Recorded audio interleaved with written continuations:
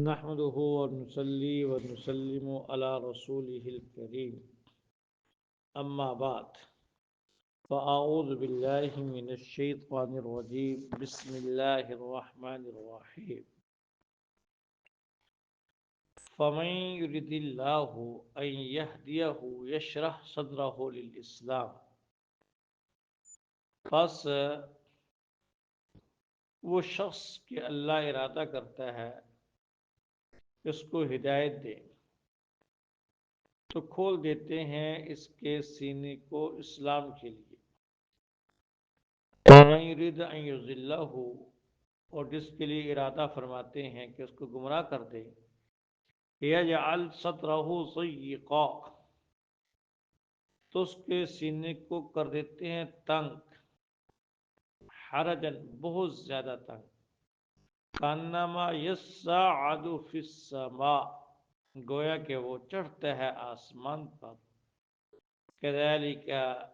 یجعل اللہ الرجس ایسے ہی اللہ ڈال دیتے ہیں گندگی علی الذین ان لوگوں پر لا یؤمنون جو ایمان نہیں لاتے وَهَذَا صِرَاطُ رَبِّكَ مُسْتَقِيمًا اور یہ رستہ ہے آپ کے رب کا سیدھا قَدْ فَصَّلْنَا الْآيَاتِ تحقیق ہم تفصیل کے ساتھ بیان کرتے ہیں آیات کو قومی یذکرون اس قوم کے لیے جو نصیحت حاصل کرے لہم دار السلام ان کے لیے سلامتی کا گھر ہے ان ربی ان کے رب کے ہاں وَهُوَ وَلِيُّهُمْ اور ان کا آقا مددگار اور دوست ہے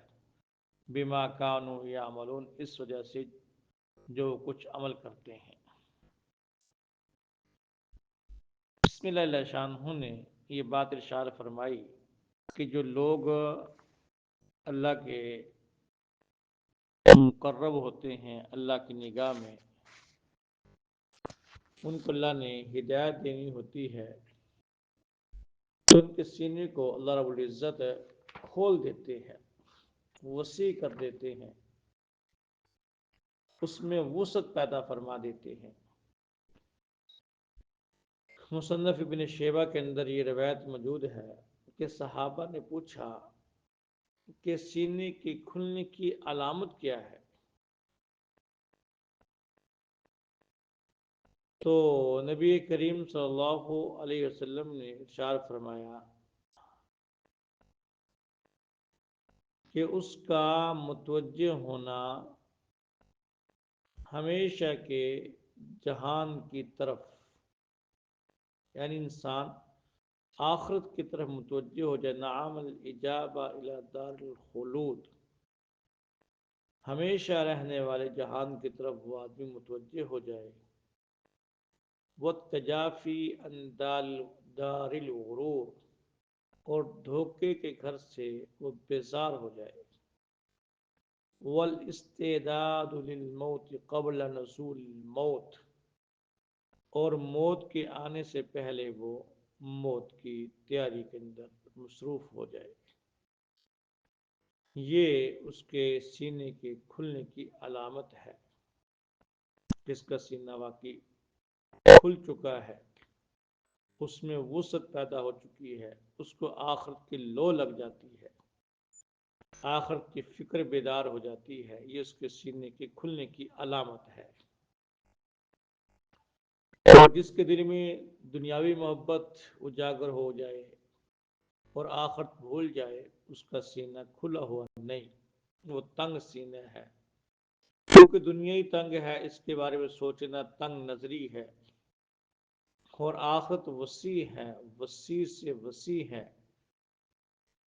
کہ ایک ادنا سے جنتی کو بھی اللہ شانہ جو جنت عطا فرمائیں گے وہ اس دنیا سے 10 گنا زیادہ بڑی ہوگی تو جو بڑے جنتی کو اللہ عطا فرمائیں گے وہ کتنی بڑی ہوگی اور پھر کتنے لوگ جنت میں جائیں گے جناب آدم سے لے کے آج تک اور آج سے قیامت تک کتنے لوگ ہیں جنت میں جانے والے اور ہر ایک کے لیے اتنی بڑی جنت اللہ عطا فرمائیں گے تو جنت ایک وسیع جہان ہے اس کے بارے میں فکر کرنا سوچ کرنا اس کی تیاری میں لگے رہنا یہ اس کی وسعت ظرفی ہے، اس کے دل کے وسیع ہونے کی علامت ہے۔ اور جس آدمی کو اللہ گمراہ کرنے کا ارادہ فرماتے ہیں اللہ کی نظر میں وہ بندہ گمراہ ہوتا ہے، اس کے حالات طور اتوار ایسے ہوتے ہیں کہ یہ بندہ ہدایت پہ نہیں آنا چاہتا تو اللہ شان ہو گمراہی کے رستے اس کے لیے آسان کر دیتے ہیں، تو اس کے سینے کو اللہ بالکل تنگ کر دیتے ہیں، گویا کہ کأنما یصعد فی السماء، جیسی لفظ مشکل ہے اس کا معنی بھی اسی کے انداز سے گویا وہ بزور آسمان پہ چڑھ رہا ہے، جیسے آسمان پہ چڑھنا مشکل ہے ایسے ہی اس کا سینہ ایسے تنگ ہوتا ہے۔ كذلك يجعل الله الرجس على الذين لا يؤمنون، اللہ ایسی ہی گندگی ڈالتے ہیں ان لوگوں پر، مراد ان پر شیاطین کو مسلط کر دیتے ہیں اور گمراہی کے ان پہ گندگی ڈال دیتے ہیں جو ایمان نہیں لاتے، وہ ہمیشہ ان کا ذہن گندا ہی رہتا ہے، ان کے اعمال گندے ہی ہوتے ہیں۔ اب دیکھیں نا، شادی کے موقع پہ عورتیں زیور ڈالتی ہیں اور جس اعضاء میں زیور ڈال لیتی ہیں وہ سمجھ جاتی ہیں کہ یہ عضو خوبصورت ہو گیا، ہاتھوں پہ مہندی لگ جائے ہاتھ خوبصورت ہو گئے، کانوں کے اندر کانٹے ڈال لیں تو کان خوبصورت ہو جاتے ہیں، پیشانی پہ زیور لگا لیں تو پیشانی خوبصورت، ایسی ہی انگلی پہ انگوٹھی پہن لیں تو انگلی خوبصورت لگتی ہے، ایسی ہی اللہ شانہ کے ہاں انسان کا جو جو عضو سنت کے مطابق ہو جاتا ہے اللہ کی نگاہ میں وہ پسندیدہ اور خوبصورت بن جاتا ہے، اور جو نافرمانی ہے وہ گندگی کی طرح ہے، تو جس سے نافرمانی کرتا ہے وہاں جیسے گندگی لگا لیتا ہے۔ تو فرمایا اللہ شانہ ان بے ایمانوں پر گندگی ڈال دیتے ہیں، کفر کی، شرک کی، نافرمانی کی، اور یہ ہدایت کا رستہ یہی سیدھا رستہ ہے آپ کے رب کا، اور اللہ شانہ نے ہر آیات کو کھول کھول کے بیان کیا، لیکن اس سے وہی فائدہ حاصل کرتے ہیں جن میں غور و فکر کی استعداد ہو، وہی اس کے حقائق معارف تلاش کرتے ہیں اور ہدایت پاتے ہیں، اور ان لوگوں کے لیے لہم دار السلام، جنت کا گھر، سلامتی کا گھر ہے اللہ کے ہاں تیار ہو چکا ہے، جہاں سلام ہی سلام ہوگا، یہ جائیں گے فرشتے سلام کریں گے، جنت کا نگران سلام کرے گا، سلام علیکم بما صبرتم فنعم عقبی الدار، وہیں سے سلام شروع ہو جائے گا، پھر جنت کی حوریں سلام کریں گی، پھر وہاں کے غلمان خدام سلام کریں گے، الا قیلا سلاما سلاما، جدھر جائیں گے سلام سلام کی آوازیں ہوں گی، ایک دوسرے کو سلام کریں گے، تحیتہم فیہا سلام، جب ملاقات ہوگی سلام ہی سلام ہوگا، پھر اللہ شانہ کی طرف سے خاص انعام ہوگا جس کو سورہ یاسین کے اندر فرمایا گیا سلام قولا من رب الرحیم، اللہ شانہ بھی ان کو سلام پیش کریں گے اپنی شیان شان، ان کے لیے دار السلام ہے، سلامتی کا گھر ہے اللہ کے ہاں، وہ ولیہم، اور اللہ کے دوست ہیں، کار ساز ہیں، مدد کرنے والے ہیں، ان کے آقا ہیں، اور ان کو یہ انعام اس وجہ سے ملا کہ بما کانوا یعملون، وہ اچھے اعمال کرتے تھے، یہاں کے اچھے اعمال